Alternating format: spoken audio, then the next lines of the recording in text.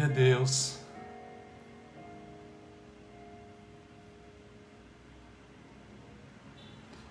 Louvado seja o nome do Senhor. Que tempo precioso, não? Que tempo precioso. A Paola disse que por ela ficava lá, né? E a gente aqui do lado de cá dizendo assim, por nós também. Por nós também. Né? Glória a Deus. Deixa eu compartilhar aqui esta live. Shalom, shalom a todos. Sejam bem-vindos. Sejam bem-vindos e faça como eu estou fazendo. Já vá compartilhando para que outras pessoas também possam chegar, possam tomar parte neste momento, depois desse momento tão tremendo de adoração, de ministração ao Senhor, de estar na presença de Deus, arando a terra do nosso coração, preparando o nosso coração com a presença santa, poderosa do Espírito Santo de Deus. Nós agora vamos mergulhar na sua palavra. Nós vamos entrar na sua palavra. E foi muito interessante, né? Para variar, a Paola e as suas pérolas, né? As coisas assim tremendas que ela tem trazido. Depois daquela introdução, eu disse, Senhor, nem precisaria mais pregar, nem precisaria mais dizer nada, né? A cruz de Cristo, a cruz do Senhor. O centro de toda a Bíblia é a cruz de Cristo. Tudo converge para a cruz de Cristo. Não existe evangelho sem cruz. A Bíblia não tem sentido nenhum sem a cruz de Cristo. O apóstolo Paulo chega ao ponto de dizer que se Cristo não ressuscitou, não passou por este processo de morte, sepultura e ressurreição, Paulo diz, é vã a nossa fé, é vã a nossa pregação, e nós somos os mais miseráveis de todos os homens, porque nós estamos atribuindo a Deus algo que Deus não fez. Evangelho sem cruz é filosofia. Evangelho sem cruz não tem sentido nenhum de nada, não serve para nada. Todas as coisas convergem para a cruz de Cristo. A Bíblia diz que Jesus é o Cordeiro de Deus imolado antes da fundação do mundo. Enquanto a Paola ministrava, me veio ao coração um hino, eu não vou cantar, até porque é um dos hinos mais difíceis que tem de se cantar, do cantor cristão, que fala mais ou menos assim, a letra dele é mais ou menos assim, deitado no meu leito, em sonho encantador, um dia eu vi Jerusalém e o templo do Senhor. Ouvi cantar crianças e em meio ao seu cantar, ouvi a voz dos anjos no céu a proclamar, Jerusalém, Jerusalém, teu dia vai chegar, e vai esse hino neste sentido, e chega uma parte dele que foi o que eu lembrei, e sempre que canta, que eu ouço esse hino, ele parece que esse filme vem, eu vejo essa cena, é muito forte no meu coração, quando diz assim, de repente o sonho se alterou, do som não mais ouvia cantar crianças, dos coros infantis, o céu se escureceu, algo mais ou menos assim. Aí diz assim, e num alto e tosco monte eu vi o vulto de uma cruz. E todas as vezes que cantam, que eu ouço este hino, esta parte mexe muito comigo. Mesmo no céu, mesmo na glória, mesmo quando tudo tiver terminado, a visão da glória nunca será desassociada da visão da cruz de Cristo. O céu só tem sentido, a glória só tem sentido, porque num alto e tosco monte há um vulto de uma cruz. De maneira que é como se aquele memorial da cruz, é como se a cruz ali naquela cidade santa, a cruz na glória dissesse, eis o preço para que vocês estivessem aqui. Eis o preço, eis a chave que abriu todas as portas para que vocês estivessem aqui. A cruz é o centro de todas as coisas. E aí eles terminaram cantando este hino que eu também gosto muito, né? Que diz que ninguém explica Deus, né? Ninguém explica Deus. E eu concordo plenamente. Ninguém explica Deus. Nós conhecemos de Deus aquilo que Ele dá a conhecer para que nós possamos viver nesta terra, para que nós possamos caminhar. É uma porção da sua revelação. Como entender Deus? Enquanto a Paola cantava, os meninos cantavam, Tem que fazer um parênteses aqui para falar sobre a barba do Pablo, né? Que está... Que é isso, Pablo? Você derrubou minha barba, né? Ficou jóia, viu? Tá jóia. E enquanto ela cantava, eu fiquei aqui pensando como entender Deus, como explicar Deus, como conhecer Deus. E mais uma vez nós voltamos ao ponto: Jesus. Só existe uma maneira de eu conhecer Deus. Um dia Filipe chegou e disse assim: mostra-nos o Pai, e isso nos basta. E Jesus disse: há tanto tempo que eu estou com vocês, e vocês ainda não me conheceram. Quem me vê a mim, vê o Pai. Eu e o Pai somos um. A revelação mais plena, a revelação mais perfeita de Deus é a encarnação de Jesus Cristo. Olhando para Jesus, eu entendo Deus. Olhando para Jesus, eu compreendo Deus. Quando eu olho para Jesus, eu tenho uma revelação. Quem é Deus? Como bate o coração de Deus? Como a mente de Deus funciona? Como é o nosso Deus? A grande revelação de Deus para a humanidade se chama Jesus Cristo. E é por isso que mais uma vez nós dizemos: se você tirar Jesus da Bíblia, não sobra nada. A Bíblia só tem sentido quando Jesus é o centro. Toda leitura da Bíblia, toda revelação da Bíblia, toda compreensão da Bíblia parte de um ponto: Jesus.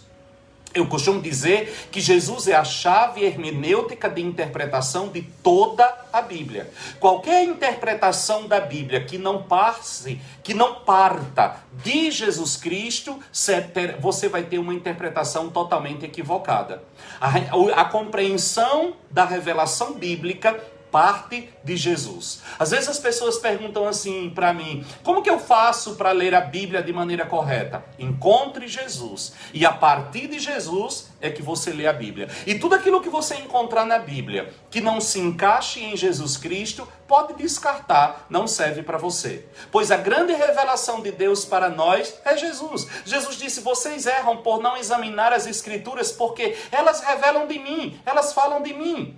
As Escrituras só têm sentido naquilo que elas revelam Jesus Cristo. E ele permeia a Bíblia, desde Gênesis até Apocalipse. E como bem lembrou a Paola, o final de Apocalipse, o capítulo 23 de Apocalipse, é Gênesis capítulo 1 e capítulo 2.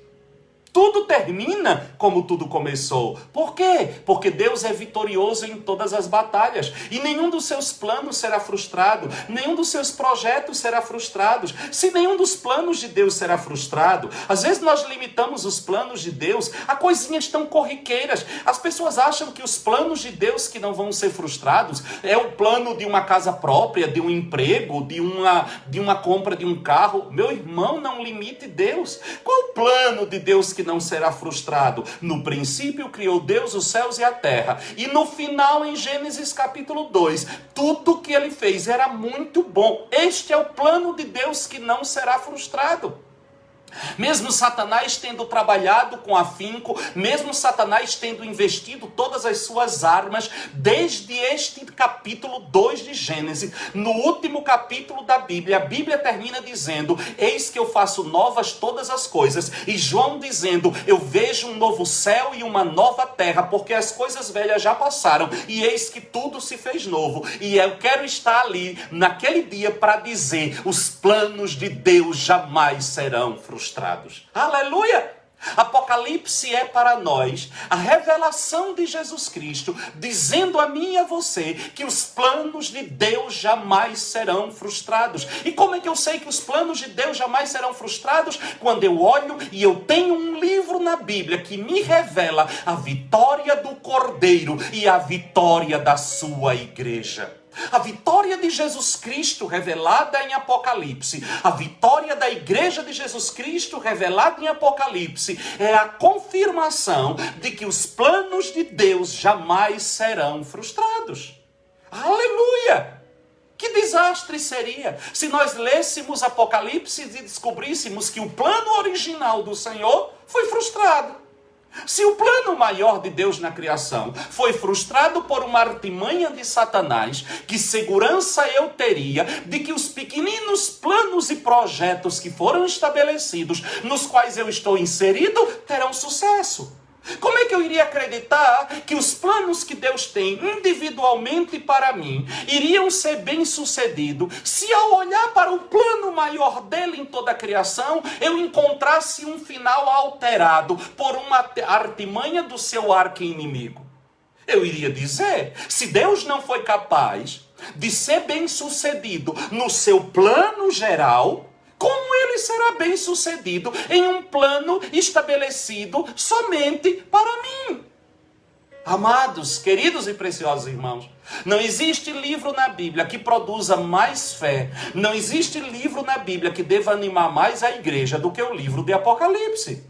Porque este livro revela a vitória de Jesus Cristo em todas as áreas, em todas as esferas. E que maravilha saber que a vitória de Jesus Cristo é a vitória da sua igreja. A vitória de Jesus Cristo é a vitória do seu povo. E nele nós somos mais do que vencedores, porque nós olhamos para o final e já sabemos qual é o final. Ele é vitorioso em todas as coisas. Aleluia, 1000 vezes aleluia, tendo posto isso.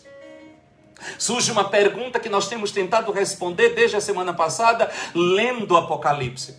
Esta revelação de Jesus Cristo. O que é Apocalipse? A revelação de Jesus Cristo. E ele se revela aqui como o noivo da igreja.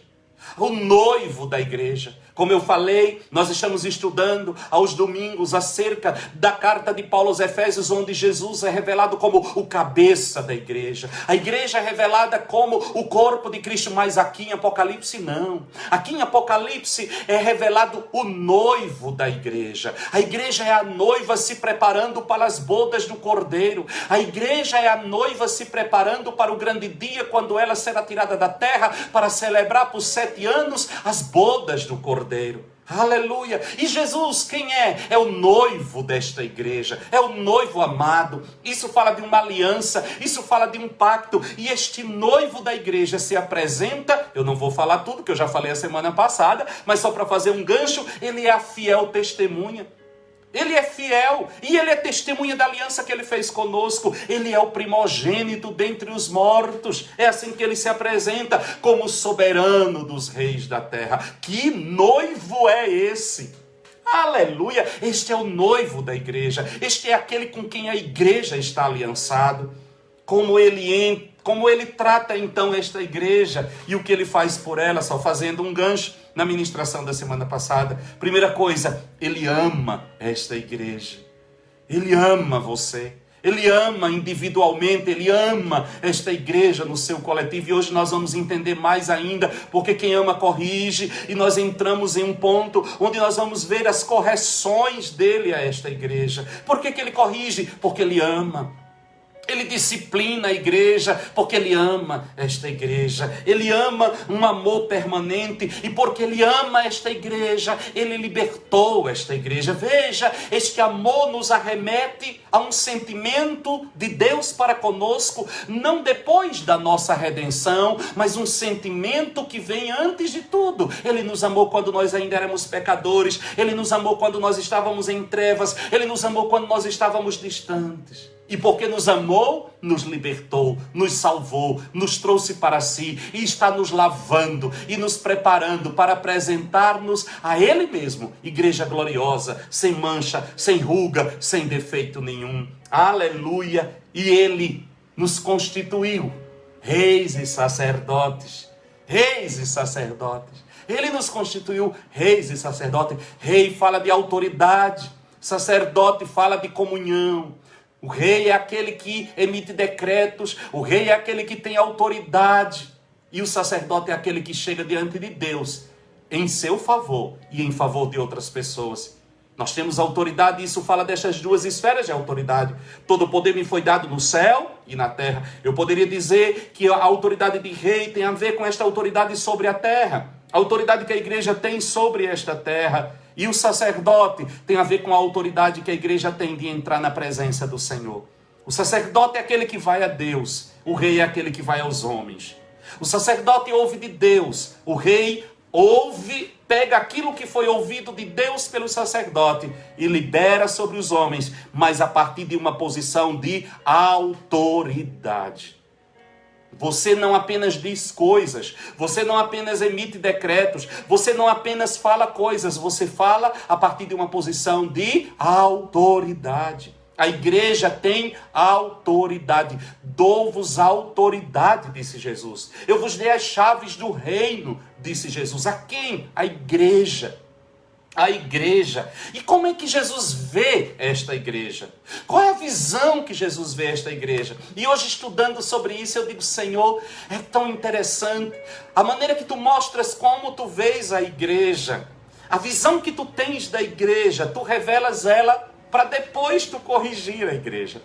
Porque depois que ele revela, e essa visão que ele tem da igreja é gloriosa, aquilo que João vê na igreja, a respeito da igreja, é glorioso. Parece até que está se referindo a um povo que não tem defeito. Parece até que está se referindo a um povo que não tem falhas. Parece até que está se referindo a um grupo que está prontinho. E depois de todos os elogios, depois de mostrar a visão que ele tem, vem correções duríssimas. Vem puxões de orelha pesadíssimo. Aí eu estava dizendo hoje para ele, Senhor, tu me fazes entender que a visão que tu tens de mim não está afetada pelo estado no qual eu me encontro hoje. E a visão que tu tens da igreja não é afetada pelo estado no qual a igreja se encontra hoje. Mas esta visão tem a ver com o projeto final. Como ele não está preso ao tempo, ele não está preso ao passado, nem está limitado ao presente e nem ansioso pelo futuro, pois o tempo para ele não existe. Ele sabe exatamente como tudo isso vai terminar. Então, ele não está preocupado, ele não está decepcionado com o estágio no qual nós estamos, porque ele está contemplando o resultado final. E o resultado final é igreja gloriosa, sem mancha, sem ruga, sem defeito nenhum. Aí você me pergunta, mas pastor, como que isso vai acontecer? E eu lá sei, irmãos. O Espírito Santo está trabalhando arduamente. O Espírito Santo está trabalhando pesado nesta igreja. Para quê? Para que ela seja esta noiva linda, esta noiva formosa. E veja o que vai dizer aqui no capítulo 1 de Apocalipse, no versículo 12. João está nesse cenário todo e diz a ele assim, Jesus tinha dito para ele escrever a igreja, as 7 igrejas que estão na Ásia Menor, e dar a lista das 7 igrejas. E no versículo 12 ele diz, e voltei-me para ver quem falava comigo. E ao voltar-me, vi 7 candeeiros de ouro. Veja a visão que João tem. João vai ter a visão de uma menorá. Esse candelabro que está aqui sobre a minha cristaleira. Eu nunca sei mexer o dedo nisso, né? Aqui. Isso é uma menorá. Estes são os 7 candeeiros de ouro. A única lâmpada que estava dentro do templo. A luz que iluminava o templo. E João vê 7 candeeiros de ouro. Que coisa gloriosa. O que é que João vê? Né? Um símbolo de luz. Luz para o mundo. A luz que vem de Deus. Isso me faz entender uma coisa. Qual é a primeira visão que João tem? A primeira visão que João tem não é de Jesus, é da igreja. A primeira coisa que João vê na glória não é Jesus, é a igreja. E vê a igreja como um candeeiro, e vê a igreja como um candelabro, e vê a igreja como um canal que ilumina. Isso me fez chegar a uma conclusão. Como que Jesus vai se revelar a este mundo? Como que Jesus vai se dar a conhecer a este mundo? Através da sua igreja. A primeira visão que o mundo vai ter não é de Jesus, é da igreja. E Jesus deseja se revelar ao mundo através da sua igreja. A luz de Cristo irradia através da sua igreja. É a igreja o candelabro que manifesta a luz de Deus aos homens. É através da igreja que a luz de Cristo será revelada. Como é que Jesus vê a sua igreja? Como um candelabro de ouro maciço, cheio de azeite, iluminando todas as coisas. E é única. O candelabro, a menorá, era a única luz que havia dentro do templo. Não existe outra revelação, não existe outra possibilidade. Pastor, e se a igreja falhar? Deus não trabalha com esta possibilidade. Na teologia costuma dizer, não existe se. A igreja é a manifestação de Deus. A igreja é a agência de Deus para revelar a glória do Cordeiro ao mundo. Com todos os defeitos, com todas as limitações, nós vamos tratar disso lá na frente. Mas como é que Cristo vê esta igreja? Como uma menorá, como um candeeiro. E é interessante que há duas figuras que estão presentes aqui, né? Na revelação da igreja. Olha o que diz o versículo 20. Olha o que vai dizer. Porque João vai ter uma visão de 7 estrelas nas mãos de Jesus. Olha que coisa interessante. O versículo 20 ele diz assim: o mistério das 7 estrelas que viste na minha mão direita e dos 7 candeeiros de ouro é este. Olha os 2 símbolos que Jesus vai usar para se referir à sua igreja. Um candeeiro e estrela. O que era o candeeiro, o que era o candelabro? A única fonte de luz que existia dentro do templo. O que são estrelas? Luminares, manifestadoras de luz. O que Jesus vai trazer? Veja que luz está atrelada ao caráter da igreja. Ele olha para a igreja como um instrumento de revelar luz. Ele olha para a igreja e todos os 2 símbolos que ele manifesta aqui é luz. A luz do candelabro, a luz das estrelas.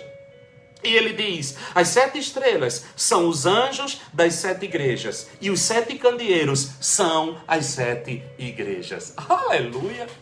Que coisa tremenda! O que são os 7 candeeiros que João viu? As 7 igrejas. O que são as 7 estrelas? Os 7 anjos, os 7 pastores dessas mesmas igrejas. Fonte de luz. Como é que Jesus vê a igreja? Jesus vê a igreja, a sua noiva, como luz para este mundo.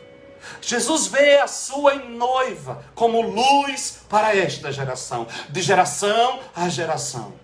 A igreja é o canal através do qual Deus manifesta a luz da sua presença. A igreja é o canal através do qual Jesus manifesta a sua luz. Aleluia! E como Jesus se apresenta a esta igreja. E é interessante, Jesus se apresenta à sua igreja. Nós vamos ver isso lá na frente, mas só para dar um pulinho mais para isso. Que coisa tremenda!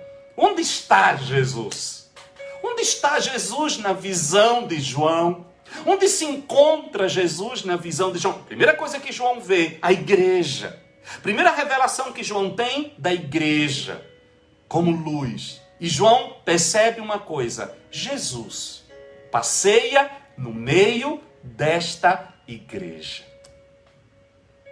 Nosso Deus, lendo isso, não dá a impressão de que esta igreja é perfeitinha? Daqui a pouco nós vamos chegar nos puxões de orelha. Daqui a pouco nós vamos descobrir que não existe perfeição nesta igreja. Nós vamos entender que não é uma questão de perfeição, é uma questão de plano, é uma questão de projeto, é uma questão da visão que o Senhor tem. Que coisa gloriosa, não é, irmãos? Que coisa tremenda essa. Que coisa mais estupenda essa. Ele vê primeiro a igreja. E agora ele vê o Cordeiro no meio da igreja. Jesus passeando no meio da sua igreja. Vou até arregaçar aqui as mangas porque o negócio está esquentando aqui neste lugar. Olha, e como é que Jesus se apresenta à igreja? Que visão gloriosa. João que estava acostumado com Jesus. João que era o amigo chegado de Jesus. João que tinha acesso à intimidade de Jesus. Ele toma um susto. Porque agora João vai ter uma revelação de Jesus dentro da igreja. Como é que Jesus passeia na igreja? Como é que Jesus se manifesta na igreja? Jesus passeia no meio da sua igreja. Ele não vê Jesus passeando no meio do mundo. Ele não vê Jesus perdido por aí. Jesus tem um ambiente onde ele passeia. Jesus tem um ambiente onde ele anda, no meio dos 7 candeeiros de ouro. E olha como é que ele se apresenta. Capítulo 1, que revelação tremenda. Versículo 13, Versículo 12 diz: voltei-me para ver quem falava comigo, e ao voltar-me vi 7 candeeiros de ouro. Veja que João ouve uma voz, mas quando ele se volta para ver quem que estava falando, ele não vê quem está falando, mas ele vê o instrumento através do qual ele está falando, que é a igreja. Tem um monte de gente querendo Jesus, mas não querendo a igreja, né? A Paola até falou isso na ministração. Eu disse: eita, ela estava ouvindo meus estudos aqui, minhas anotações. Tem um monte de gente querendo ver Jesus, mas pulando a igreja. Sinto muito em lhe decepcionar. Você não vai conseguir ver Jesus fora da igreja. Pastor, o senhor está dizendo que a única maneira de Deus se revelar a um homem é através da igreja? Não, eu não estou dizendo que seja a única, porque seria pretensão da minha parte limitar Deus a qualquer coisa. Mas eu estou dizendo que, segundo as Escrituras, eu não encontro revelação alguma de Deus que não seja através da sua igreja depois de Jesus Cristo. Eu não estou falando de prédio. Estou falando de uma construção. Estou falando do corpo vivo de Cristo espalhado na terra. Até porque é impossível ser discípulo de Jesus Cristo sem ser igreja. Nós vamos ver isso também mais para frente. Então, querer Jesus e não querer a sua igreja é loucura, é devaneio. Não existe possibilidade. Por quê? João, quando ouve alguém falando comigo, se volta para ver quem falava e vê primeiro a igreja. Você vai ter que ver primeiro a igreja. No versículo 13 diz: e no meio dos 7 candeeiros. Onde é que ele estava? No meio dos 7 candeeiros. Os 7 candeeiros são as 7 igrejas. No meio dos 7 candeeiros, alguém semelhante a um filho do homem. Aleluia! Alguém semelhante a um filho do homem. Vamos descrever essa visão de João. Vamos dissecar esta visão de João. Primeira coisa que João percebe: vestido com vestes talares. O que são vestes talares? João vê Jesus vestido com vestes talares. Um cinto, olha as vestes dele. Com vestes talares, cingido à altura do peito com um cinto de ouro. Vestes talares fala de um rei. O cinto de ouro sobre o peito fazia parte da vestimenta do sumo sacerdote. João vê Jesus passeando no meio da igreja como rei e sacerdote. Não é interessante que estas são marcas do que ele deu à igreja? Não é interessante? Ele disse que, e nós vimos isso a semana passada, que ele amou a igreja e ele constituiu a igreja, está no capítulo 1, versículo 4 ao 6. Ele constituiu a igreja reis e sacerdotes. Mas ele se apresenta no meio desta igreja, vestido como rei e também como sacerdote. Por quê? Porque essa autoridade que ele dá à igreja, a autoridade de rei, é uma autoridade delegada. É uma autoridade delegada. Ele é o rei dos reis. Quando você lê que Jesus é o rei dos reis, você acha que ele está se referindo a que reis? Você está achando que ele está se referindo à rainha Elizabeth? Não! De que reis ele é rei? Ele é rei dos reis que ele estabeleceu. Ele nos estabeleceu como uma nação de reis e sacerdotes. Quem são estes reis do qual ele é o rei dos reis? Eu e você. A igreja dele é uma igreja de reis, falando da sua autoridade. Apocalipse diz que ele nos estabeleceu como reis. E quem é ele no nosso meio? Ele é o rei destes reis. Aleluia, não é glorioso? Ele deu autoridade de rei à sua igreja, mas ele se estabeleceu como rei sobre estes reis, que são os reis da sua igreja. Mas ele também está vestido de sumo sacerdote. A igreja é uma nação sacerdotal. Todos nós somos sacerdotes, e aqui está a maravilha, porque nós não precisamos de um sacerdote para nos representar diante de Deus. Todos nós somos sacerdotes. Todos nós somos sacerdotes. Mas não existe uma casa sacerdotal sem que haja um sumo sacerdote. Pois bem, se todos nós somos sacerdotes, que Deus sumo sacerdote? Quem é o sumo sacerdote? Seria um líder supremo no nosso meio humano? Vamos eleger um vigário do Filho de Deus? Vamos eleger um que esteja sobre todos nós nesta terra? Não, 1000 vezes não.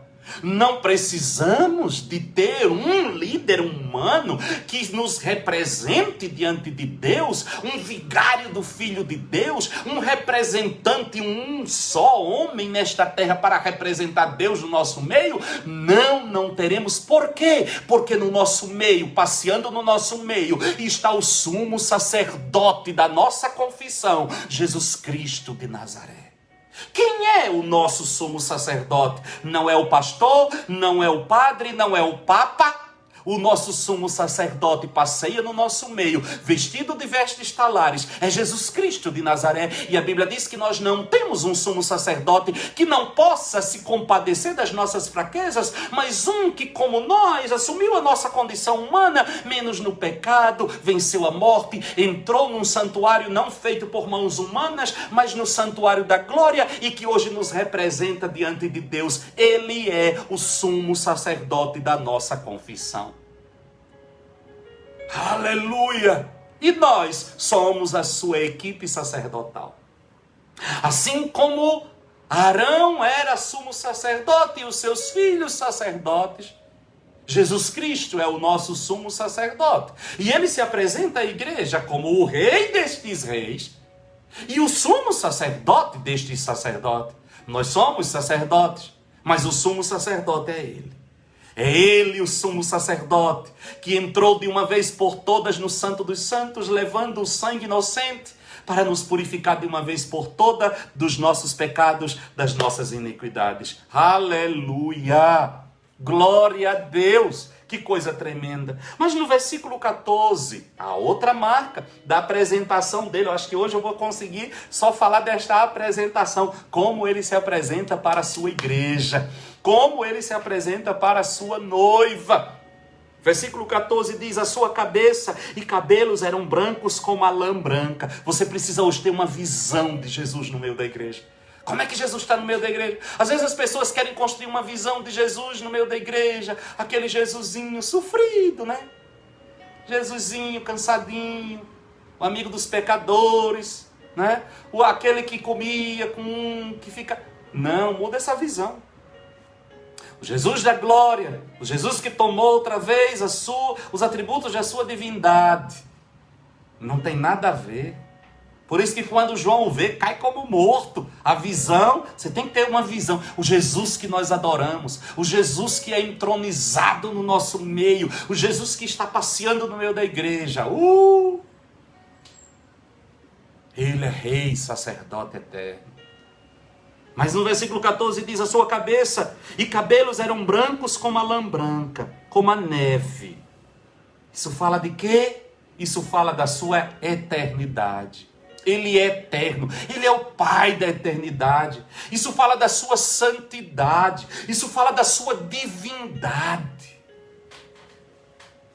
O Jesus que passeia no meio da igreja, o Jesus que está no meio da igreja, tem os cabelos brancos como a branca neve. Ele é o Pai da eternidade, ele é eterno, ele não tem princípio de dias, ele não tem fim de dias. Ele é o Alfa, ele é o Ômega. A primeira letra do alfabeto grego é o alfa, a última é o ômega. Quando a Bíblia diz que ele é o alfa e o ômega, está dizendo que fora dele não existe construção nenhuma. Do alfa ao ômega, tudo que você for fazer, tudo que você for construir dentro do vocabulário, você precisa de algo que esteja entre o alfa e o ômega. Quando a Bíblia diz que ele é o alfa e o ômega, o princípio e o fim, está dizendo: sem mim nada podeis fazer. É como se dissesse para nós brasileiros: ele é o A e o Z. Agora edifique, faça uma palavra, construa uma palavra, sem usar nenhuma letra que esteja entre o A e o Z. Você consegue? Você consegue construir uma palavra em português sem usar nenhuma letra que esteja entre o A e o Z? Impossível. É impossível. Quando ele diz eu sou o alfa e o ômega, ele está dizendo: sem mim você não faz nada. E estes cabelos brancos como a branca neve, fala deste Deus que sem Ele nós não fazemos nada. A igreja não faz nada sem Jesus, a igreja não pode nada sem Jesus, a igreja sem a presença de Jesus Cristo não é nada. Não tem poder para nada. Não executa nada. Santo. Seus cabelos brancos fala do ancião de dias. Ele é santo. Ele é santo. Ele é divino. Ele é Deus. Oh, aleluia. Ele é Deus. Ele é Deus. Ele é Deus. Louvado seja. Mas ainda na segunda parte do versículo 14 diz: e os seus olhos como chama de fogo. Olha que visão, vá construindo esta visão dentro de você. Os seus olhos como chama de fogo. Isso fala de quê? Fala da sua onisciência. Ele tudo vê, nada passa desapercebido diante do seu olhar. Nada passa desapercebido diante dele. Os seus olhos perpassam todas as coisas. Aleluia. No versículo 15 diz: os seus pés eram semelhantes ao latão reluzente, como refinado numa fornalha. Os seus pés fala de força, fala de estabilidade. Os seus pés como latão reluzente, sua onipotência para julgar os inimigos. Ele é o todo autoridade, ele tem todo o poder, ele é onipotente.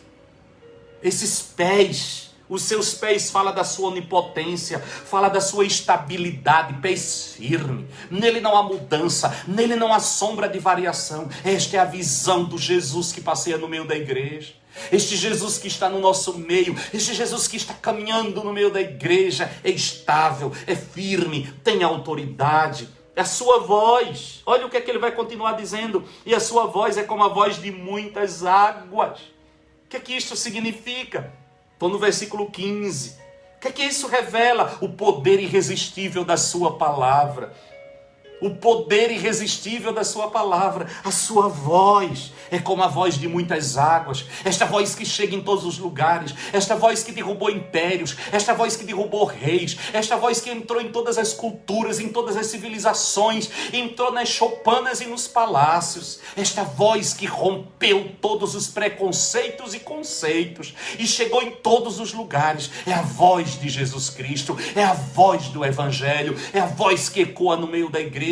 É a voz que transforma todas as coisas. É como a voz das muitas águas. Por onde passa vai destruindo tudo aquilo que é morte e impedimento. E quando esta voz chega no coração do homem, não importa como sejam as estruturas que o pecado tenha feito, esta voz poderosa passa por cima de tudo, derruba tudo, destrói todas as fortalezas do pecado e resgata aquele que está aprisionado nas armadilhas de Satanás. Aleluia.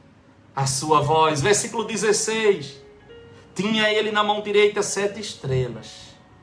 Tinha ele na mão direita 7 estrelas. Tinha ele na mão direita 7 estrelas. E no versículo 20, como eu já li antes, ele vai dizer qual é o mistério, o que são estas 7 estrelas. São os 7 anjos da igreja. O que são esses anjos? A palavra anjo é mensageiro. Alguns grupos que acreditam que são anjos mesmo, seres espirituais. Mas a maioria das escolas teológicas creem, e eu compartilho do mesmo pensamento, de que se trata dos pastores, os porta-vozes do Senhor da igreja, estão na minha mão direita. Seguro. E como ele disse em João 10, 28, ninguém os arrebata das minhas mãos. Olha aqui, está na mão. Onde é que está a liderança desta igreja? Eu seguro na minha mão. É Ele que está. É por isso, querido, que ninguém. Eu sei que existe muita coisa por aí dizendo que a igreja, que de igreja não tem nada. Tem um monte de gente por aí se dizendo pastor, que de pastor não tem nada. Ser pastor virou status, ministério virou status, igreja virou comércio abominável aos olhos do Senhor. A igreja do Senhor, Ele tem os seus líderes na sua mão e segura, e ninguém tira de lá. Isso fala de proteção, isso fala de cuidado, mas isso fala de controle. Às vezes Ele pega a gente, dá uns apertos, a mão fecha um pouquinho e diz: ei, camarada, Você não está livre por aí, não. Você tem um controle, viu? Não é o que você quer, não, é o que eu quero. Não é o que você acha, não, é o que eu determino. A igreja tem dono, a igreja tem senhor, e ele está no meio dela. Segurando-nos. Aleluia. Ele age, ele governa, ele tem o controle, ele toma decisões, ele dirige, ele dá as ordens, ele determina para onde nós vamos. Aleluia. E da sua boca, olha que coisa tremenda, versículo 16. Da sua boca saía uma afiada espada de 2 gumes. Que coisa tremenda. A única arma. Que espada é essa? Paulo vai declarar que a espada é a palavra. A única arma que ele tem, a única arma é a palavra. Ele executa tudo pela palavra. Ele produz tudo pela palavra. Ele faz tudo pela palavra, da boca do Senhor. E aí nós podemos juntar esta voz de muitas águas. O que esta voz diz? Esta voz diz aquilo que a palavra dele diz. O que esta voz, como a voz das muitas águas, proclamam? Pois bem, João viu a espada saindo da sua boca. A espada é a palavra. Se a espada é a palavra, a voz ecoa a palavra, a voz proclama a palavra. Este evangelho poderoso, este evangelho transformador, este evangelho libertador, este evangelho que salva, que cura, que transforma, sai da sua boca com força, sai da sua boca com autoridade. Ele venceu Satanás pela palavra. Está escrito. Está escrito. E ele disse, se vocês tiverem fé, vocês irão dizer a um monte, transporta-te daqui para o mar, e assim será. A palavra. Ele chega para aquela figueira e diz assim, nunca mais haja fruto em ti. E ela não tem mais fruto. Os discípulos ficam apavorados, dizendo, Senhor, a figueira secou. E ele disse, se vocês tiverem fé, não vão secar uma figueira, vocês vão transportar montanhas. O centurião romano, quando chega diante dele, dizendo, o meu servo está terrivelmente doente. Jesus diz, não tem problema, eu vou lá e vou curá-lo. Jesus diz, ele olha para Jesus e diz assim, não precisa. Eu sou um homem de autoridade. Eu tenho 100 soldados debaixo do meu comando. Eu digo a um vai, ele vai. Eu digo a outro vem, ele vem. Jesus, tu és um homem de autoridade. Se tu disseres uma palavra aqui, o meu servo vai ser curado lá em casa. A palavra, que arma poderosa. Jesus diz, uau, nem todo Israel viu uma fé como essa. Vai, o teu servo está curado. E ele imediatamente foi curado pelo poder da palavra. A palavra é uma arma contra a enfermidade. A palavra é uma arma contra Satanás. A palavra não volta vazia. A palavra é arma poderosa. E onde é que esta palavra está? Na boca. É por isso que Paulo vai escrever aos Romanos e diz, porque a palavra está perto de ti, na tua boca e no teu coração. Isto é a palavra da fé que pregamos. Porque se com tua boca confessares a palavra e em teu coração creres que Deus ressuscitou dentre os mortos, ou seja, creres na palavra que os teus lábios estão dizendo, assim será feito de acordo com a palavra. Aleluia! A palavra produz, a palavra realiza, a palavra cura, a palavra liberta, a palavra tem poder, a palavra é semente, a palavra transforma. Arma poderosa nos lábios de Jesus. Na sua boca sai esta espada, arma de guerra. A arma de guerra é a palavra do Senhor. Quando você libera a palavra, quando você proclama a palavra, quando você canta a palavra, quando você lê a palavra, quando você diz a palavra, você está usando esta arma poderosa, você está usando essa espada poderosa. Aleluia! Que está na boca de Jesus, mas também está na nossa. Porque as armas que ele tem, ele deu à sua igreja. As armas que ele conquistou, todo o poder me foi dado no céu e na terra, e este poder eu vos dou. Aleluia! 1000 vezes aleluia. Posso ouvir um amém nessa igreja? Saudade de dizer isso. Alguém disse assim, o pastor está com saudade de dizer isso. Estou com tanta saudade de dizer isso. Eu quero entrar pela tela, aí na sua casa, na sala da sua casa, e dizer, diga amém, reaja. Aleluia, que coisa gloriosa. E o seu rosto, versículo 16, da sua boca saiu uma espada afiada de 2 gumes. O seu rosto é como o sol, quando resplandece na sua força. A luz do seu rosto supera a luz da igreja. Veja que ele mostra a igreja como um candelabro. Ele mostra os anjos da igreja como estrelas. Mas quando João olha para o seu rosto, é como o sol. É como o sol. A luz que dele vem é maior do que a luz do candelabro. A luz que dele emana é maior do que a luz das estrelas. E a igreja é como um candelabro. Os anjos da igreja são como estrelas. Mas ele é o sol no seu fulgor. Ele é o sol em plena força. Aleluia! Glória! Revela a sua glória. Ele é o sol da justiça. Quando ele chega, não tem mais para ninguém.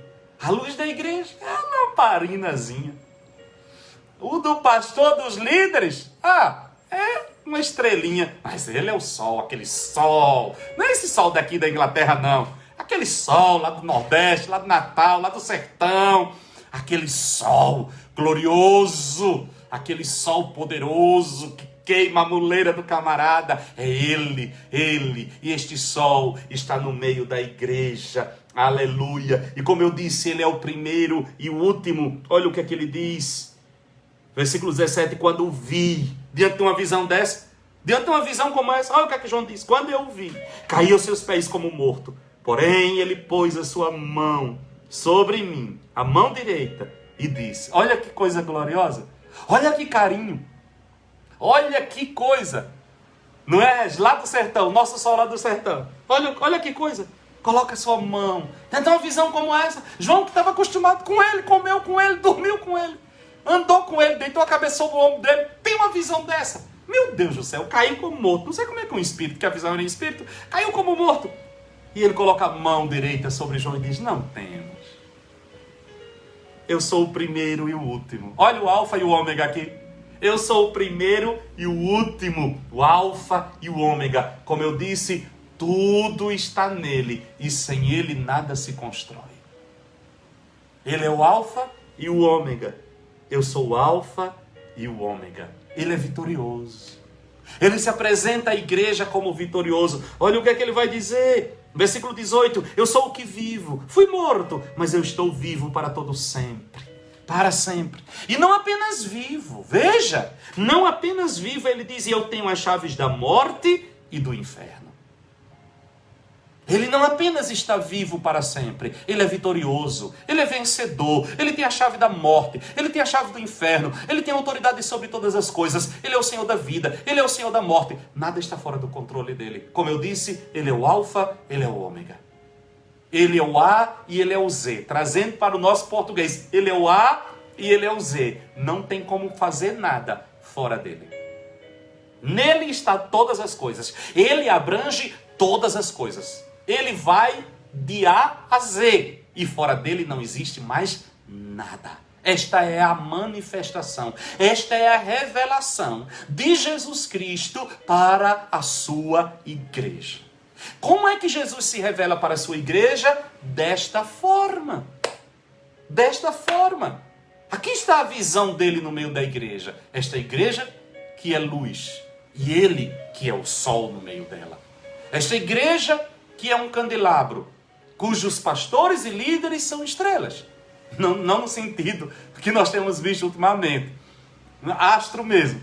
E ele é o sol. Quando ele chega, não tem para ninguém. Ele ofusca tudo. Ele ofusca tudo. Ele toma todas as coisas. Mas, meus amados, agora o que ele vai fazer? Vamos dar uma entradinha, vamos dar um passinho mais. Vocês estão muito quietinhos, né? Tá muito bom, né, esse Apocalipse? Pois bem, só que esse livro vai revelar o juízo de Deus sobre todas as coisas. E o juízo, para ser justo, começa pela casa do Senhor. O juízo, para ser justo, começa pela casa de Deus. Abra sua Bíblia na primeira carta do apóstolo Pedro, versículo 4. Primeira carta de Pedro, capítulo 4, aliás. Primeira de Pedro, capítulo 4, versículo 17.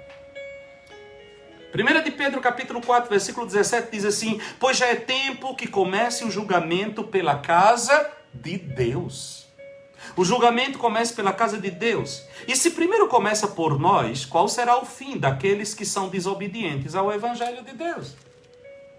Aí você vai dizer assim, pastor, mas que julgamento é esse? Aquele que está em Cristo não entra em juízo? Já passou da morte para a vida? Esse julgamento que Apocalipse vai revelar, que começa pela casa de Deus, não se trata de um julgamento para determinar se você vai para o céu ou para o inferno. Este julgamento que determina para onde você vai, ele é iminente à morte. Ao homem está determinado morrer uma única vez, vindo logo a seguir o juízo. Este juízo que determina se você vai para o céu ou para o inferno, é um juízo que está iminente com a sua morte. Na hora em que você partiu desta terra, no estado em que você partiu desta terra, já está determinado. Porém, todos compareceremos diante do trono do Senhor. E este julgamento, compareceremos para níveis de recompensa e níveis de condenação. E este julgamento, a Jô disse, agora vem a lapada. E este julgamento que Deus vai trazer aqui para João, revelando a igreja e dizendo, escreve a igreja, ela tem um objetivo. Todo este objetivo do que ele vai mostrar à igreja, vai mostrar acerca da igreja, é para produzir nesta igreja arrependimento. Deus vai revelar este juízo sobre a sua igreja para produzir nela arrependimento. E é interessante porque Jesus mostra o seu julgamento às 7 igrejas nos 3 primeiros capítulos de Apocalipse, antes de mostrar o julgamento do mundo dos capítulos 4 aos 22. Ele não vai começar julgando o mundo, ele não vai começar exortando o mundo, ele não vai começar descendo o chicote, como diz, dando a lapada no mundo. Ele começa na igreja dele. Os 3 primeiros capítulos de Apocalipse é julgamento para a igreja, é correção para a igreja, é exortação para a igreja. É como se ele dissesse, depois que eu terminar com os de casa, aí eu vou tratar com os de fora. É fácil nós tratarmos com os de fora, mas o juízo de Deus, o julgamento de Deus começa dentro da sua igreja. As cartas às 7 igrejas, que nós vamos começar a partir de hoje falando mais sobre isso, as cartas às 7 igrejas seguem todas elas o mesmo padrão: apresentação, elogio, reprovação e promessa. Em todas as igrejas segue o mesmo padrão. Primeira coisa que ele faz, ele se apresenta à igreja. Depois ele elogia. Ele não começa criticando. Ele elogia as coisas boas da igreja. Depois vem as reprovações. E depois tem promessas para a igreja que estão condicionadas ao arrependimento pelas coisas que o Senhor encontrou de errado no meio delas. Agora veja o quadro que eu fiz aqui para vocês entenderem. São 7 igrejas. 2 igrejas só recebem elogios, que é Esmirna e Filadélfia. Esmirna e Filadélfia só recebem elogios. 4 igrejas recebe elogios e críticas, que é Éfeso, Pérgamo, Tiatira e Sardes. Ele encontra coisas boas e coisas ruins dentro desta igreja. Ele elogia as coisas boas, mas ele também critica as coisas que estão erradas dentro da igreja. Depois nós temos uma igreja que só recebe crítica. Essa não tem nada de bom, que é a igreja de Laodiceia.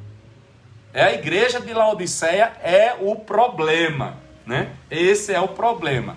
Regis já quer se enquadrar dentro de Esmirna e Filadélfia, né? Todo mundo quer. Mas deixa eu dizer uma coisa para vocês. Como eu falei em uma das ministrações, alguns colégios teológicos acredita, não, Regis, a igreja de Corinto não entra. Ele pega as 7 igrejas da Ásia Menor e vai só para essas 7 como um quadro geral, como um apanhado geral. Justamente isso que eu ia falar agora.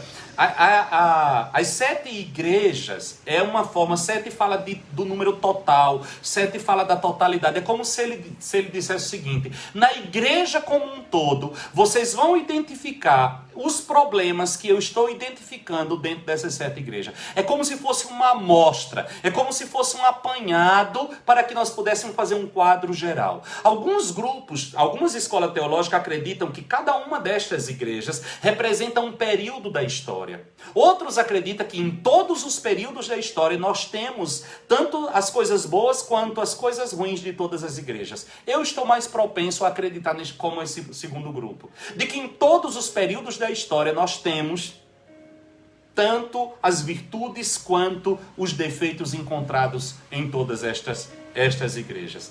Ok? E algumas coisas interessantes que nós precisamos ressaltar é que, por que lidar com a igreja? Por que é tão importante começar isso pela igreja? Como eu falei antes, no versículo 12 e 13, nós descobrimos que antes de João ver Jesus, João viu a sua igreja. E isso nos traz para nós uma coisa: Cristo se revela através da sua igreja. O mundo conhecerá o Jesus da igreja. É preciso lidar com a igreja, é preciso tratar a igreja, porque ela é responsável como um cartão de visitas de Jesus Cristo. Jesus está no meio dela, Jesus passeia no meio dela. A salvação vem através de Jesus, mas todo salvo é automaticamente batizado na igreja do Cordeiro. O primeiro batismo com que você participa é o batismo no corpo de Cristo. Quando você aceita Jesus como Senhor e Salvador da sua vida, o Espírito Santo coloca você dentro da igreja. Você faz parte desta igreja. Então não tem como viver Cristo fora da igreja. Repito, eu não estou falando apenas da instituição, eu estou falando do corpo de Cristo. Eu estou falando deste povo que é o corpo de Cristo, espalhado na face da terra. É óbvio que o corpo místico de Cristo, a igreja corpo místico de Cristo, ela é invisível e ela se revela através da igreja local, através desta igreja visível, com endereço, com local, onde o povo se reúne. A igreja ocupa toda a atenção de Jesus Cristo. Veja que na revelação de Apocalipse, Jesus deixa claro a João: o que tu vês, o que tu vais ver, escreve e envia a quem? A igreja. Toda a atenção da revelação é para a igreja. O objetivo de Jesus Cristo é trazer revelação à igreja, não é ao mundo. Não é aqueles que estão lá fora, é a igreja. E eu chego a uma conclusão de que toda a atenção de Jesus se volta para a igreja. E como eu disse, Jesus passeia no meio dela, Jesus está em ação no meio dela, Jesus está operando no meio dela, ele sonda a igreja, seus olhos perpassam a igreja, seus olhos estão observando a igreja. Mais uma vez eu digo, não estou falando de prédio, estou falando de pessoas. Olha a igreja hoje aqui. Olha a igreja. Hoje nós não temos um prédio. Hoje nós não temos um lugar onde está todo mundo junto. Contudo, a igreja está viva. A igreja está espalhada. Em quantos lugares? Nos 4 cantos da terra. A igreja está reunida. Então a igreja é muito mais do que uma estrutura física. A igreja é muito mais do que uma estrutura. A igreja é um corpo. É um organismo vivo. Ela sobrevive a todas as coisas e a todas as circunstâncias. E há uma coisa interessante, irmãos, nesta igreja. E aqui vale a pena atentar. Em toda a igreja, dentro da igreja, tome isso como uma forma geral, dentro da igreja de Jesus Cristo, existem fiéis e infiéis. Em toda igreja, existem salvos e perdidos. Em toda placa de igreja que você entrar, existem salvos e perdidos. Existem fiéis a Deus e infiéis ao Senhor. Em todas. Olha o que é que vai dizer quando ele vai falar aqui no capítulo 2. Vamos para o capítulo 2. Capítulo 2. A igreja de Éfeso, versículo 4. Tenho, porém, contra ti que deixastes o teu primeiro amor. Olha aqui. Pérgamo, versículo 14 e versículo 15. Todavia tenho alguma coisa contra ti. Tens aí os que seguem a doutrina de Balaão, o qual ensinava a Balaque a lançar tropeços diante dos filhos de Israel, levando-os a comer das coisas sacrificadas aos ídolos e praticar prostituição. Assim, tens também alguns que seguem a doutrina dos nicolaítas. Toda igreja tem fiéis e infiéis. Ele vai falar a Tiatira, capítulo 2, versículo 20. Falando à igreja de Tiatira, mas tenho contra ti que toleras a Jezabel, mulher que se diz profetiza. Com o seu ensino ela engana os meus servos, seduzindo-os a se prostituírem e a comerem das coisas sacrificadas aos ídolos, infiéis, dentro da igreja de Tiatira. Na igreja de Sardes, no capítulo 3, versículo 4, mas também tens em Sardes algumas pessoas que não contaminaram as suas vestes e comigo andarão. Vestidas de vestes brancas, pois elas são dignas. Olha que coisa boa. Fiel. Ou seja, todas as igrejas têm fiéis e têm infiéis. Ele passeia no meio da igreja. E aqui tem uma coisa interessante. Ele conhece profundamente a sua igreja. Jesus conhece profundamente a sua igreja. Os seus olhos de fogo não deixam passar nada. Não deixa passar nada. Ele vê tudo, ele sabe de tudo, ele tem o controle de todas as coisas. E olha que coisa interessante, irmãos. Eu fiz aqui uma lista de como ele conhece profundamente a igreja. De como ele tem um conhecimento total da sua igreja. No capítulo 2, do versículo 2 até o versículo 4, ele vai falar da igreja de Éfeso. Era uma igreja ortodoxa. Totalmente ortodoxa, mas que perdeu o seu primeiro amor. Olha que coisa. Capítulo 2, versículo 2 diz assim: conheço as tuas obras e o teu trabalho e a tua perseverança, e que não podes suportar os maus, e que pusestes à prova os que se dizem apóstolos, mas não são, e os achaste mentirosos. Tens perseverança, e por causa do meu nome sofrestes e não desfalecestes. Tenho, porém, contra ti, que deixastes o teu primeiro amor. Olha aí. Nem tudo está perfeito, nem tudo está perdido. Ele sabe tudo. Ele vai nos detalhes. Ele conhece a sua igreja. Aos amados que estão acompanhando pelo Instagram, você pode dar um pulinho agora no Facebook, que lá você vai ter a continuação desta mensagem. Porque eu preciso concluir mais um pouquinho e aqui só dá uma horinha. Você vá lá para o Facebook, para a página da igreja e você vai continuar. Deus te abençoe em Cristo.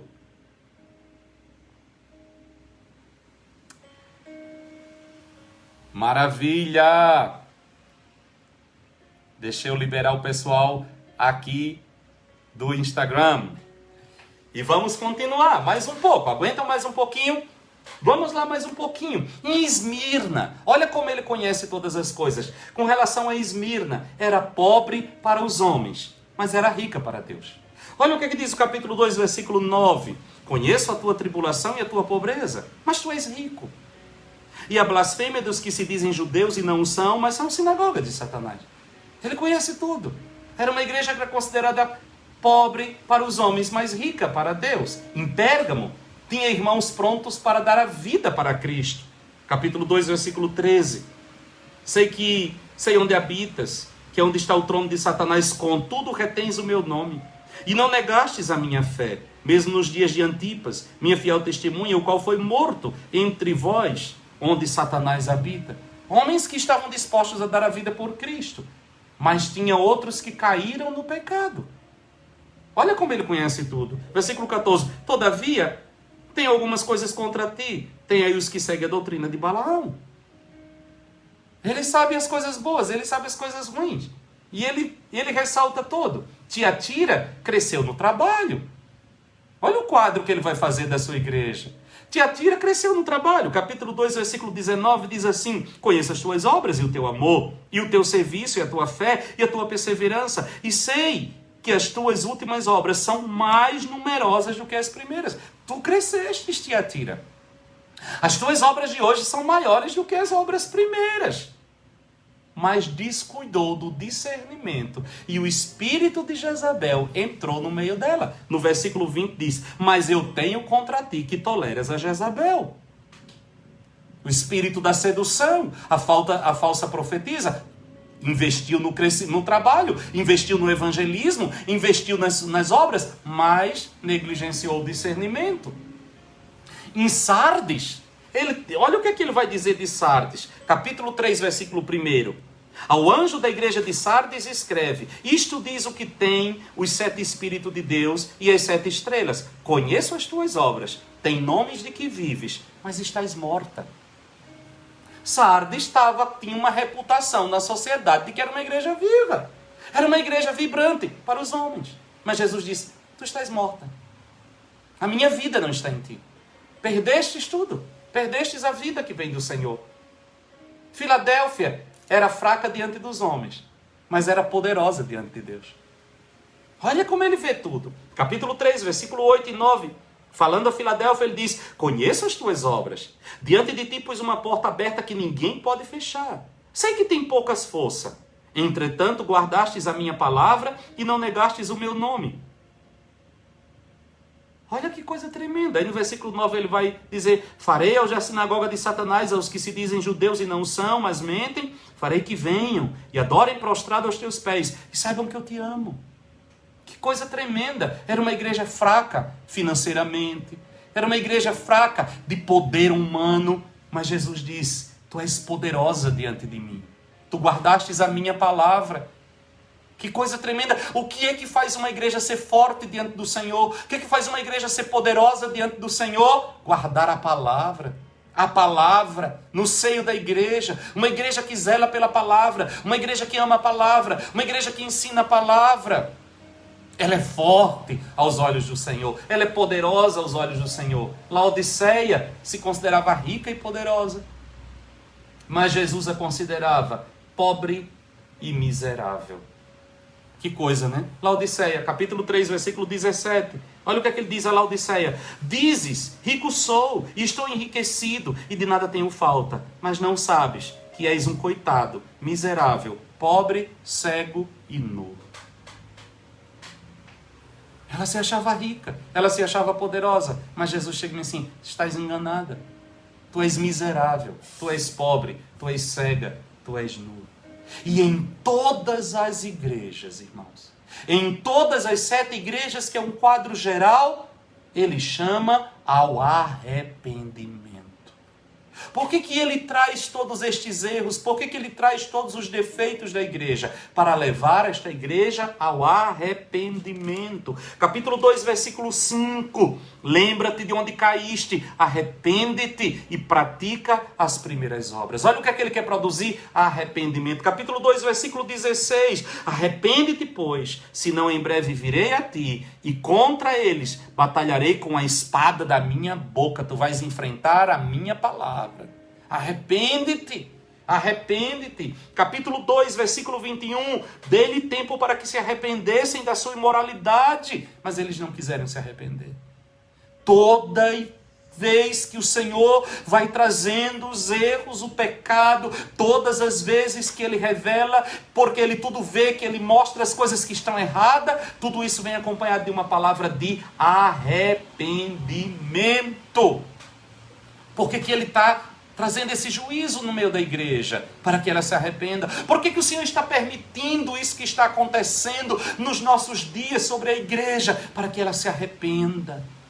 Por que será que o Senhor tirou de nós os templos suntuosos, os shows, o comércio, para que a igreja se arrependa e volte às primeiras obras, e volte à palavra, e volte à prática das primeiras obras? Irmãos amados, o Senhor expôs a fragilidade da igreja. Ao tirar os templos, ao tirar os shows, ao tirar os espetáculos, ao tirar as manipulações humanas, ao tirar todas essas coisas, é triste perceber que grande parte da igreja não tem o que dizer. É triste ver que muitos que se levantavam como guias, como pregadores, como pastores, se calaram, porque diante da ausência de todo este espetáculo, não tem o que dizer para o povo. O Senhor mostrou que não há palavra. O Senhor mostrou que se achava rica, poderosa, mas era miserável, era pobre, nada tinha. Por quê? Perdeu a palavra, não tinha palavra, não tinha vida. Alguém me perguntou esses dias: como é que você consegue ministrar todo dia? Você tem assunto para ministrar todo dia, desde que começou essa pandemia, você está todo dia ministrando, e você tem o que dizer todo dia. Eu disse: meu filho, eu tenho para dizer todo dia, o dia todo. Todo dia, o dia todo. Porque o Senhor nos mandou pregar a palavra, o Senhor nos mandou anunciar o evangelho. Quem disse que eu preciso de um templo? Quantas vezes eu disse isso nas nossas igrejas? Quem disse que eu preciso de um prédio para poder pregar o evangelho? Eu disse isso tanto. Eu falei tanto que aconteceu. Quem disse que eu preciso de um prédio para pregar? Quem disse que eu preciso de show? Quem disse que eu preciso de luz? Quem disse que eu preciso de artista? Quem disse que eu preciso de um espetáculo? Quem disse que eu preciso de nada disso? Quem disse? Eu preciso deste livro. E eu preciso de gente que ouça o que eu tenho a dizer acerca deste livro. O Senhor tirou tudo. O Senhor expôs tudo. Para quê? Para que nós nos arrependamos. Nos arrependamos de quê? De termos nos apartado da palavra. Ah, pastor, mas tem gente que está esfriando. Está esfriando porque o fogo estranho que aquecia o seu coração se apagou. Pois aqueles que durante este tempo construíram um altar ao Deus Todo-Poderoso, o fogo está ardendo continuamente e jamais irá se apagar. Pois o fogo que arde no coração destes não era o fogo da fumacinha de um show, de um espetáculo, de uma manipulação humana. Era o fogo da presença do Espírito de Deus. E isso jamais foi tirado do coração de ninguém.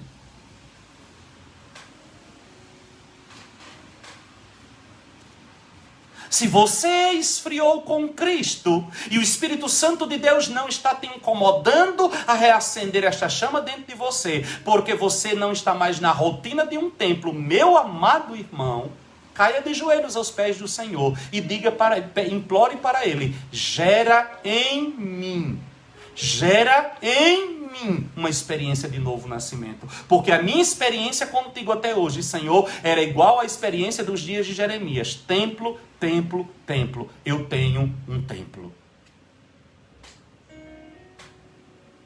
E eu vou dizer mais, e eu digo debaixo de um temor muito grande do Senhor. Se você é um crente em Jesus Cristo, faz parte de um grupo dito cristão, e a sua liderança, diante da retirada do templo, de todas as estruturas de manipulação, toda esta coisa que tem o seu lado bom, mas que ao retirar tudo isso, não tem alimento para dar a você. Eu sinto em lhe dizer, você estava sendo liderado não por um porta-voz de Deus, mas por alguém que estava, sei lá por qual motivo, levando você por um caminho de fome espiritual.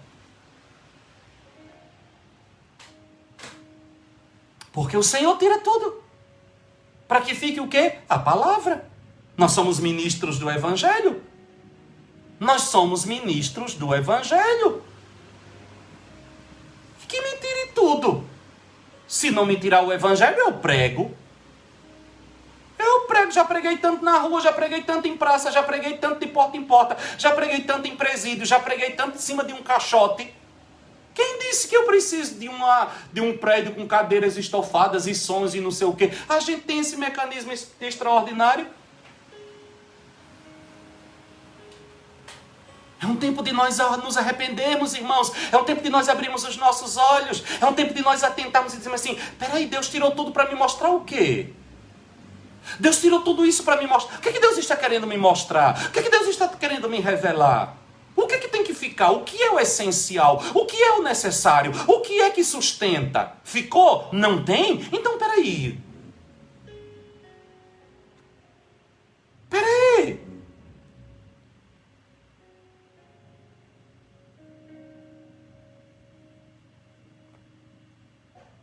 Jesus está no meio da igreja, chamando esta igreja ao arrependimento, para que a igreja olhe aonde caiu, aonde se desviou, aonde tirou o foco, aonde tirou a visão, e volte à palavra. É tempo da igreja voltar à palavra, é tempo da igreja voltar ao Evangelho, é tempo da igreja pregar a palavra por causa do seu compromisso com Cristo, e não para agradar os ouvidos de quem tem comichões e vive buscando tudo menos a palavra. A palavra, a palavra, a palavra, a palavra. Ele anda no meio da igreja para lhe dar promessas tremendas. Não é só para corrigir. Ele corrige para que você possa receber as promessas que ele tem para você. Para que você possa viver as promessas que ele tem para você. Ele chega em Éfeso. Não é só bronca, não. Ele chega em Éfeso. Olha a promessa para Éfeso. Capítulo 2, versículo 7.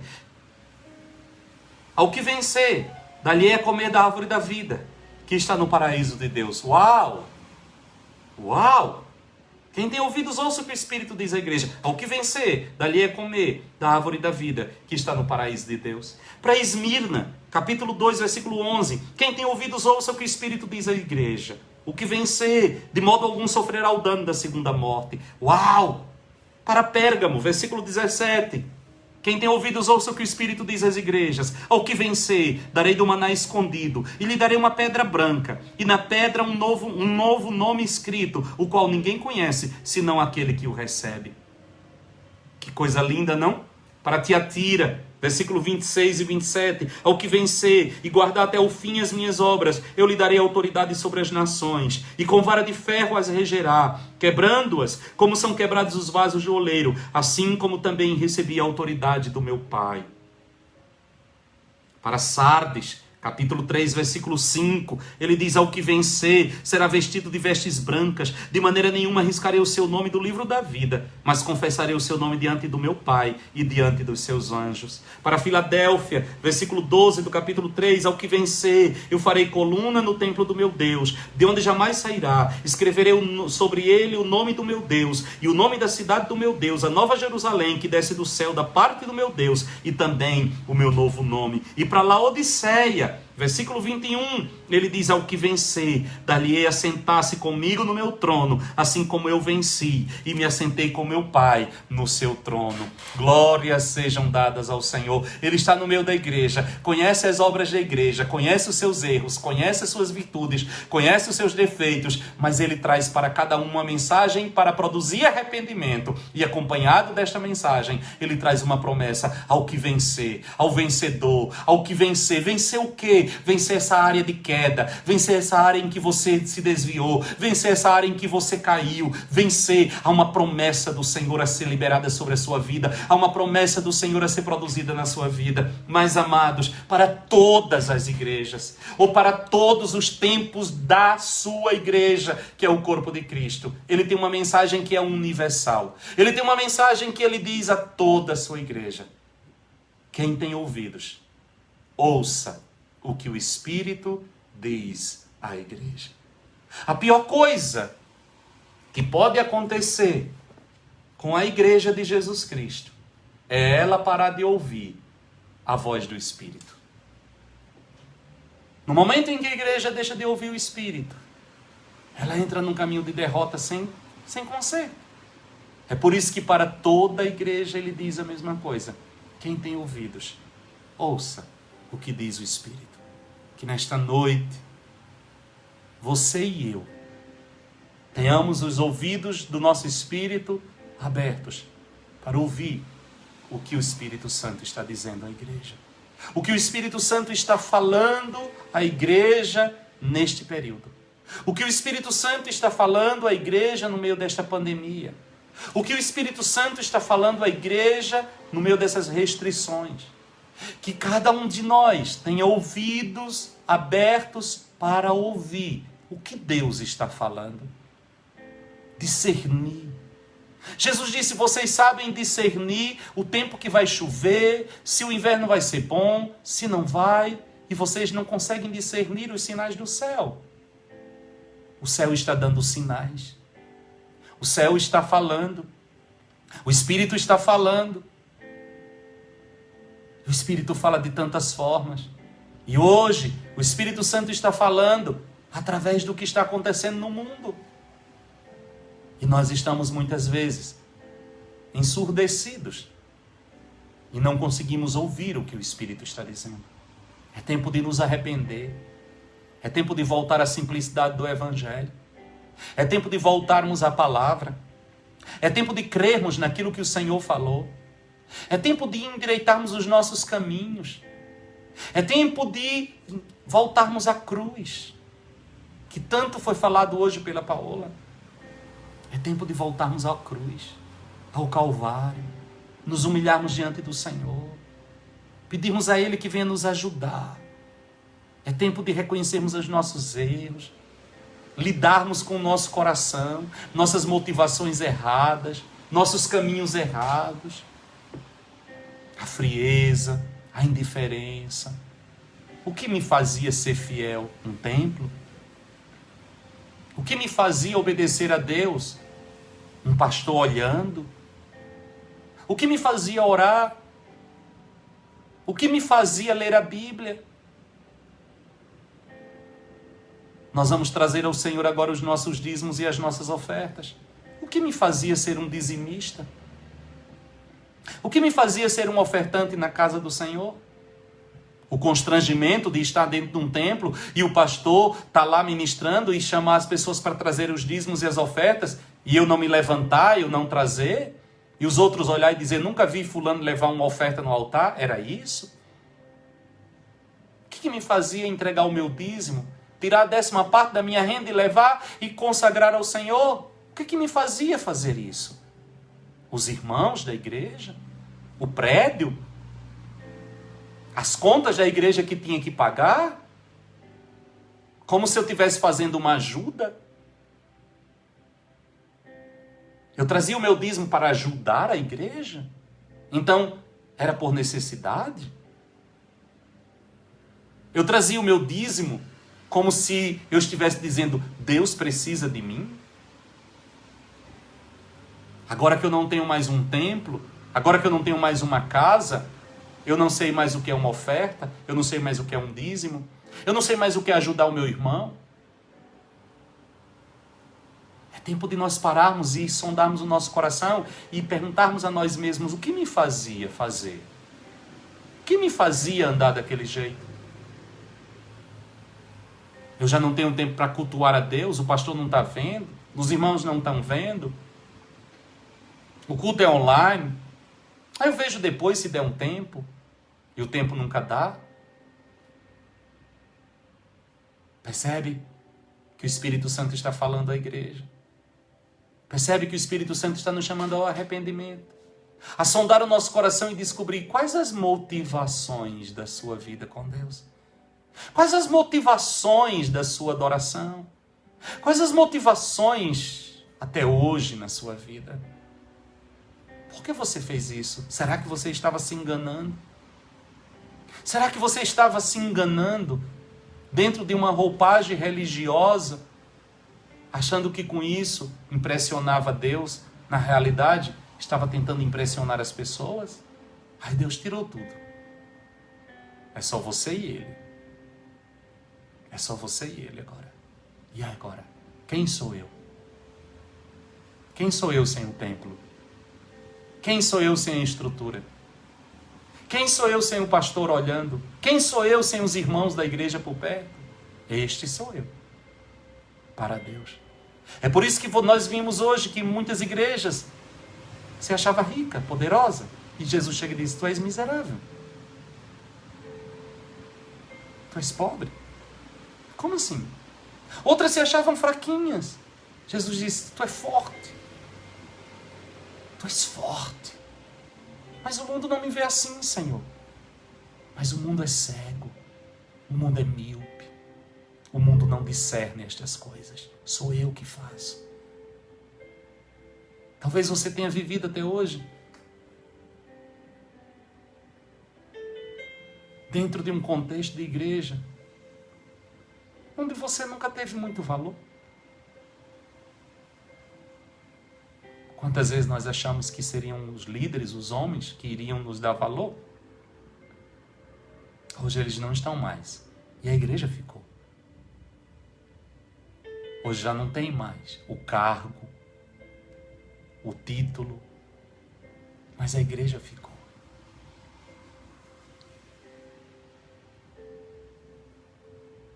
Que o Espírito Santo de Deus ministre ao nosso coração. Que o Espírito Santo de Deus fale. Ele está falando. Que o Espírito Santo de Deus ative os nossos ouvidos espirituais para ouvirmos o que Ele está dizendo à igreja. Senhor. Ajuda-nos a nos arrepender. Ajuda-nos a voltar. Ajuda-nos a encontrar de novo a palavra. Ajuda-nos a viver no centro da tua vontade. Ajuda-nos. É a nossa oração. E que esta palavra ministrada nesta noite alcance vidas, desperte corações, produza em mim, nos meus irmãos, frutos de transformação, de arrependimento, de libertação, de retorno. Porque os dias estão tão curtos. Tu estás voltando.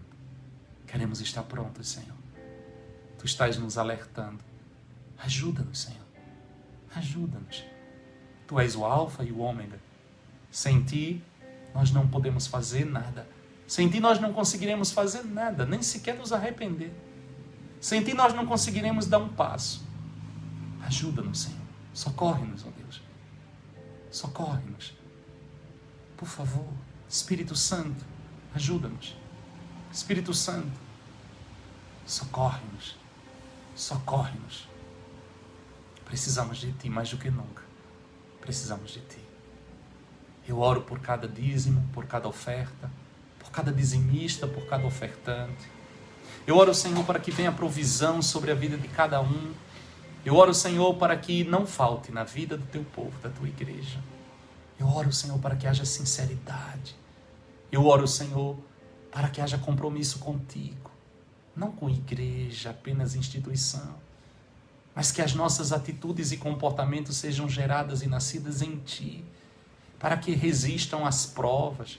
Para que resistam ao fogo. Para que resistam a todas as coisas. Eu oro por cada um, Senhor.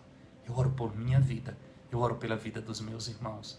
E eu faço isso em nome de Jesus, o nosso Senhor, o nosso Salvador, nosso Rei dos Reis, Senhor dos Senhores, o noivo amado.